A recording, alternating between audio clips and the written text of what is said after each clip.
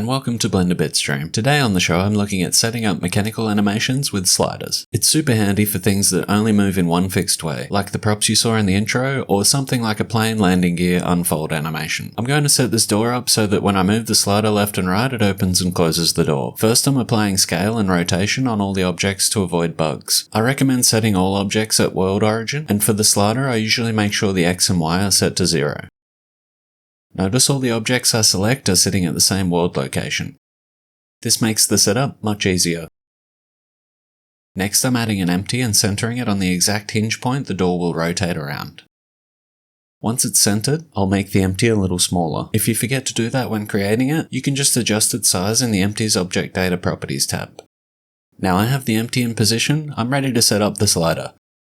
I'll select the hinge empty, and with it selected, I'll go to the Constraints tab and give it a transformation constraint. This lets me convert the object's movement data into the empty's rotation data. Next I'll set the target and owner to local space. Now I'll set the slider mesh I've made as the target object. This will be the object that has its movement converted into rotation.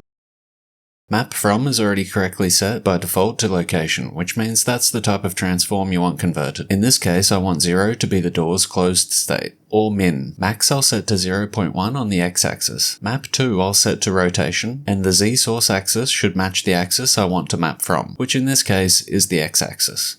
Max I'll set to 90 degrees. This means when the slider is at 0.1 on its local x-axis, the empty's z-axis will rotate by 90 degrees. Now the constraint is in place, when I move the slider on its x-axis, the empty rotates on its z-axis. Because the constraint is using local space, the rotation only triggers when you select the slider object itself and move it. Next I'll select the door parts, then select the empty last and press Ctrl P, choosing Object Keep Transform to parent everything to the empty with the constraint. Now when I move the slider, the empty and everything parented to it will rotate along with it. I can also make the handle move with the slider. To do this I'll add another empty and center it on the handle's pivot. Then I'll add the first of 2 transformation constraints. This one will make the handle turn downwards on its y-axis by 15 degrees when the slider moves to 0.01 in local space. For the second transformation constraint, I'll set it to rotate the empty back on its y-axis by 15 degrees when the slider moves from 0.01 to 0.02 on its local x-axis. By default, the transform mix is set to add. Since the first constraint added negative 15 degrees, the second one needs to add positive 15 to bring the empty's Y rotation back to 0. Now that the 2 constraints are added, the handle empty will move with the first part of the slider's movement from 0 to 0.02 on its local x-axis. Next I'll select the handle mesh, then the handle empty, and press Ctrl P to parent the mesh to it. Then I'll select the handle empty and the hinge empty and parent those as well. Now the mesh moves with its respective empty as the slider moves. The door is pretty much set up, but for quality of life I like to add one more addition to the rig. With the slider selected, I'll add a limit location constraint.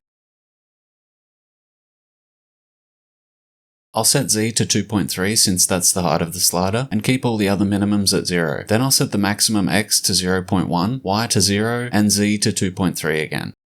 I'll enable Effect Transform so that if you go past the limit, it snaps back. I'll also make sure it's set to local space again. Lastly, the rig needs a parent that will be responsible for moving all of the objects in world space. You could use another empty for this, but I'm going to use the door jamb. So I'll select the slider and the hinge empty as well as the hinge parts attached to it.